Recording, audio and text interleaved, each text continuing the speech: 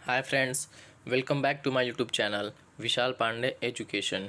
Friends, ये video हमारी direct and indirect speech के सीरीज़ का पार्ट 6 है। पार्ट 5 में हमने डिस्कस किया था कुछ नोट्स के बारे में, जिसमें लास्ट नोट हमने डिस्कस किया था कि अगर यूनिवर्सल ट्रूथ हो रिपोर्टेड स्पीच के अंदर, हिस्टोरिकल फैक्ट हो या फिर कोई प्रॉवर्ब वगैरह हो, तो हम उसके टेंस को चेंज नहीं करते हैं। ठीक है, तो वो तो कुछ नोट्स हो गया था।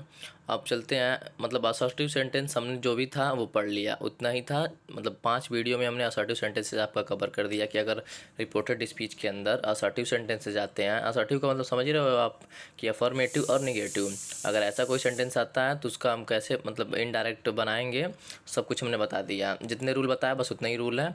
अब देखते हैं, आज से हम स्टार्ट करेंगे इंट्रोगेटिव। ठीक है, तो इंट्रोगेटिव सेंटेंस देखते हैं अगर आ जाता है रिपोर्टेड स्पीच के अंदर तब कैसे उसका इनडायरेक्ट बनाते हैं। तो बिना देर के वो स्टार्ट करते हैं अपने वीडियो को। हमने इंट्रोगेटिव सेंटेंस लिखा है फ्रेंड्स। इसमें लिखा है कि यदि रिपोर्टेड स्पीच में इंट्रोगेटिव सेंटेंस हो तो इनडायरेक्ट निम्न प्रकार बनाया जाता है। ठीक है, कैसे बनाएंगे? सबसे पहले हमने लिखा है कि रिपोर्टिंग वर्ब के वर्ब को आस्क्ड या इंक्वायर्ड आपसे बदल दिया जाता है। अब रिलेट करके थोड़ा सा पढ़िएगा यहाँ पे चीज़ें, तो क्या होगा कि जो आपने पढ़ रखा है वो भी रिवाइज हो जाएगा, और इंट्रोगेटिव सेंटेंस अगर आए तो उसका भी आप इनडायरेक्ट बना लेंगे। असर्टिव में हमने क्या कहा था कि टोल्ड से हम चेंज करेंगे। क्या कहा था कि रिपोर्टिंग वर्ब के वर्ब को टोल्ड से चेंज करेंगे, और इसमें क्या कहा था कि रिपोर्टिंग वर्ब के वर्ब को आस्क्ड या इंक्वायर्ड आपसे चेंज करेंगे। ठीक है, तो आस्क्ड या इंक्वायर्ड आपसे चेंज करना है आपको, तो ये चीज़ याद रखिएगा। फिर दोनों पार्ट को हम असर्टिव सेंटेंस में दैट से जोड़ते थे, मतलब दैट से कंबाइन करते थे ना, रिपोर्टिंग वर्ब और रिपोर्टेड स्पीच को। इसमें क्या करना है कि इफ़ वेदर या डब्ल्यू एस से ऐड करना है। ठीक है, दोनों पार्ट को इसमें कैसे ऐड करेंगे, इफ़ वेदर या डब्ल्यू एस से। अब इफ़ से वेदर से कब ऐड करेंगे और कब डब्ल्यू एस से, तो ये एग्जाम्पल में जब बताऊँगा तब आपको ज़्यादा बेटर समझ में आएगा। फिर भी हिंट कर देता हूँ कि जब डब्ल्यू एच मतलब कि कुछ ऐसे भी इंट्रोगेटिव सेंटेंस होते हैं जो कि डब्ल्यू एस से स्टार्ट नहीं होते हैं। जैसे हम कह दें कि डू यू नो मी, मतलब कुछ भी पूछ दें, तो इसमें देखिए डब्ल्यू एस नहीं आया, तो ऐसे कंडीशन में आप जब कंबाइन करोगे रिपोर्टिंग वर्ब और रिपोर्टेड स्पीच को, तो दोनों को कैसे कंबाइन करोगे, इफ़ या वेदर से। और जब रिपोर्टेड स्पीच में आपका डब्ल्यू एस से स्टार्ट ही हो, जैसे मैं कह दूं कि मतलब व्हाट से कुछ भी पूछा जाए, या फिर व्हेन, मतलब डब्ल्यू एस टाइप कुछ आ जाए, उससे इंट्रोगेटिव सेंटेंस स्टार्ट हो रहा हो आपका, तब उस कंडीशन में आप मतलब जो भी होगा डब्ल्यू एच उसी का यूज़ करेंगे कंबाइन करने के लिए। अब एग्जांपल लेंगे तो अच्छे से समझ में आ जाएगा। बस इतना समझ लीजिए कि दोनों पार्ट को यहाँ पे इफ़ वेदर या डब्ल्यू एस ऐड करना है, और क्या है कि इंट्रोगेटिव सेंटेंस को असर्टिव में बदल देना है।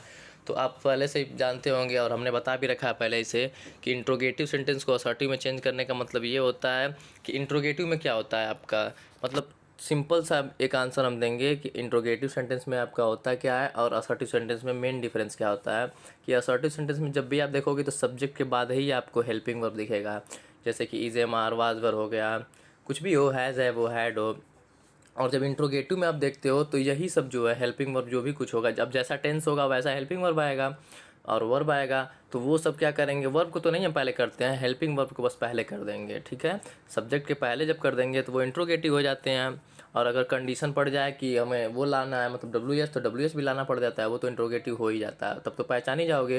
लेकिन अगर डब्ल्यू एच नहीं है उस कंडीशन में कैसे आप पहचानोगे इंट्रोगेटिव और असर्टिव को, तो हमने बताया ना कि जैसे हमने कहा कि डू यू नो मी, तो देखो सब्जेक्ट यू था, यू से पहले हमने डू ला दिया, तो यू से पहले जब हमने हेल्पिंग वर्ब ला दिया डू, तो ये क्या हो गया आपका इंट्रोगेटिव। अगर यही बाद में लाते जैसे कि यू डू नॉट नो मी, तो क्या हो जाता आपका, डू नॉट बाद में आया है, हेल्पिंग वर्ब जो है डू वो सब्जेक्ट के बाद में आया, तो असर्टिव हो जाता। ठीक है, तो ये तो हो गया। ठीक है, अब देखते हैं एग्जाम्पल। थोड़ा एग्जाम्पल हमने ले लिया है कि she said to me do you know me. ठीक है, देखिए वही आ गया। तो डू यू नो मी आपका क्या है, प्रेजेंट इंडेफिनिट में आपको पता चल रहा होगा कि इंट्रोगेटिव सेंटेंस है। ठीक है, सबसे पहले हमने जान गया कि इंट्रोगेटिव है, तो हमने क्या बताया, इंट्रोगेटिव में रिपोर्टिंग वर्ब के वर्ब को हम क्या करेंगे, आस्क्ड या इंक्वायर्ड आपसे पूछ मतलब चेंज कर देंगे। इंक्वायर्ड आपका भी मतलब सेम होता है और आस्क्ड का भी वही होता है। मोस्टली लोग आस्क से ही आपका इनडायरेक्ट बनाते हैं, तो आप भी इनडायरेक्ट आस्क से ही ट्राई करिएगा बनाने का, लेकिन इंक्वायर्ड आपसे भी बना सकते हो, गलत नहीं होगा, क्योंकि दोनों का मतलब पूछे जाने के लिए ही यूज़ किया जाता है आस्क्ड। ठीक है, तो सी आस्क्ड हमने कर दिया मी, तो यहाँ पे अब दोनों को अब कंबाइन करने की बात आई, रिपोर्टिंग और रिपोर्टेड स्पीच को। तो अब हमने बताया था कि इफ़ वेदर या डब्ल्यू एस तीनों में से कोई से भी आप कंबाइन कर सकते हो। और हमने ये भी कहा था कि इफ़ वेदर से कम कंबाइन करेंगे हम जब क्या होगा कि रिपोर्टेड स्पीच में WH नहीं होगा। ठीक है, देखो यहाँ पे रिपोर्टेड स्पीच में WH नहीं है आपका, तो हमने इफ़ या वेदर दोनों में से कोई ला सकते हो, तो हमने इफ़ ला दिया। और उसके बाद सेकंड पर्सन आपको दिख रहा है यहाँ पे यू, तो यू जब सेकंड पर्सन आया तो ये रिपोर्टिंग वर्ब की ऑब्जेक्ट के अकॉर्डिंग चेंज होगा। तो रिपोर्टिंग वर्ब का ऑब्जेक्ट आपका क्या है, यहाँ पे आप देख सकते हैं मी है। ठीक है, तो जब रिपोर्टिंग वर्ब का ऑब्जेक्ट आपका मी है तो मी का जब सब्जेक्टिव केस लोगे तो आई हो जाएगा। फिर आप टेंस देखोगे, तो टेंस आपका क्या था, प्रेजेंट इंडेफिनिट था।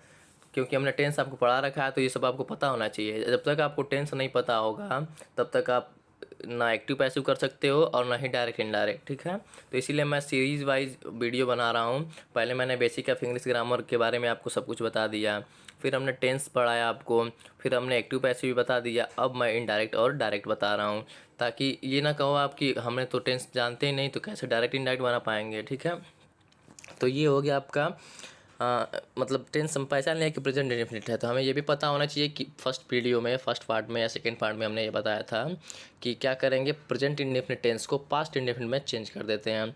तो पास्ट इंडेफिनिट की क्या पहचान होती है कि सब्जेक्ट की सेकेंड फॉर्म, सॉरी वर्ब की सेकेंड फॉर्म का यूज़ हम करते हैं। ठीक है, तो सब्जेक्ट हमने आई कर दिया, सब्जेक्ट हमारा कहाँ से आया आप जान ही गए, तो क्योंकि यू था और यू जो है सेकंड पर्सन है, सेकंड पर्सन है तो रिपोर्टिंग वर्ब के ऑब्जेक्ट के अकॉर्डिंग चेंज होगा। ऑब्जेक्ट का था रिपोर्टिंग वर्ब का, शी सेड टू मी, और मी तो यहाँ पे हमें सब्जेक्ट लाना है ना, तो सब्जेक्टिव केस मी का क्या हो जाएगा, आई, तो इसलिए हमने आई कर दिया यहाँ पे। उसके बाद हमने नो को न्यू में कर दिया, क्यों, क्योंकि पास्ट इंडेफिनिट है तो सेकेंड फॉर्म हमको यूज करनी है तो हमने न्यू कर दिया। उसके बाद देखिए I know her, I knew हर हो गया यहाँ पे, वहाँ पे क्या था, डू यू नो मी, यहाँ पे क्या हो गया, आई न्यू हर। और देखिए आप देख सकते हैं यहाँ पे आई न्यू हर, मतलब कि ये क्या हो गया, अब आई न्यू हर अगर कोई सेंटेंस बोलेगा तो आप क्या कहोगे कि ये असर्टिव है। क्यों, क्योंकि देखिए यहाँ पे हेल्पिंग वर्ब तो एक्चुअली कोई कंसेप्ट नहीं है, बट फिर भी वर्ब का सेकंड फॉर्म आया है। अगर मतलब वो रहता है यहाँ पे जैसे निगेटिव रहता है तो अब यहाँ पे क्या कर देते हम, आई डिड नॉट कर देते। ठीक है, जैसे यहाँ पे आपको रिपोर्टेड स्पीच में दे देता है कि do you not know me. ठीक है, डू यू नॉट नो मी अगर दे देता तो जब आप इनडायरेक्ट इसका बनाते तो क्या करते, इफ़ आई डिड नॉट हो जाता। ठीक है, डू नॉट का क्या हो जाता, did not, past indefinite change करते ना, तब यहाँ पे डिड नॉट हो जाता। तो यहाँ पे अगर देखो डिड नॉट तो कैसे, मतलब इसका बना आई डिड नॉट, मतलब आई के बाद ही डिड नॉट आता आपका। तो जब आई के बाद डिड आता तो इसका मतलब ये असर्टिव है, यहाँ पर ये असर्टिव ही है, बात ये समझ जाइए बस। तो if I knew her, subject verb की सेकेंड फॉर्म और ऑब्जेक्ट अदर होते हैं तो आपको पता ही होगा कि पास्ट इंडेफिनिट में वो असर्टिव होता है। ठीक है, तो इस तरह से आप कह सकते हो कि असर्टिव सेंटेंस बन गया। तो अब इसका इनडायरेक्ट यही होगा, she asked me if I knew her. अब ये सब आपको पता करना पड़ेगा, तो ये सब कुछ हम बता चुके हैं कि कैसे आता है। जैसे मी था तो यहाँ पे हर हो गया, यू था तो देखिए आई हो गया है। ये सब आपको कंसेप्ट जब प्रैक्टिस करेंगे तो धीरे धीरे आ जाएगा कि क्या लाना पड़ेगा हमें। जैसे यू था तो हमको रूल है ना कि हमें रिपोर्टिंग वर्ब के ऑब्जेक्ट देखना है, उसके बाद यहाँ पे सब्जेक्टिव केस में लाना है तो हमने सब्जेक्टिव केस आई ला दिया। मी था तो यहाँ पे हर आ गया, क्यों, क्योंकि सी के अकॉर्डिंग हर ही तो आएगा ना। यहाँ पे मी था लेकिन यहाँ पे जब सी के अकॉर्डिंग करेंगे तो हर हो जाएगा। उसके बाद हमने लिखा कि Ram said to me what are you playing here, Ram ने बोला कि व्हाट आर यू प्लेइंग, तुम क्या खेल रहे हो यहाँ। ठीक है, तो ये आप देख सकते हो कि इंट्रोगेटिव सेंटेंस है और WH से स्टार्टिंग भी इसका है। व्हाट है तो व्हाट क्या है, WH है। अब यहाँ पे देखो कंबाइन करने के लिए हम इफ़ या वेदर का यूज़ नहीं करेंगे, जो WH होगा हमारा उसी का यूज़ कंबाइन करने के लिए हम करेंगे। सबसे पहले तो हम इसको क्या करेंगे कि जो रिपोर्टिंग वर्ब का वर्ब है उसको क्या करेंगे, आस्क्ड या इंक्वायर्ड आपसे चेंज करेंगे।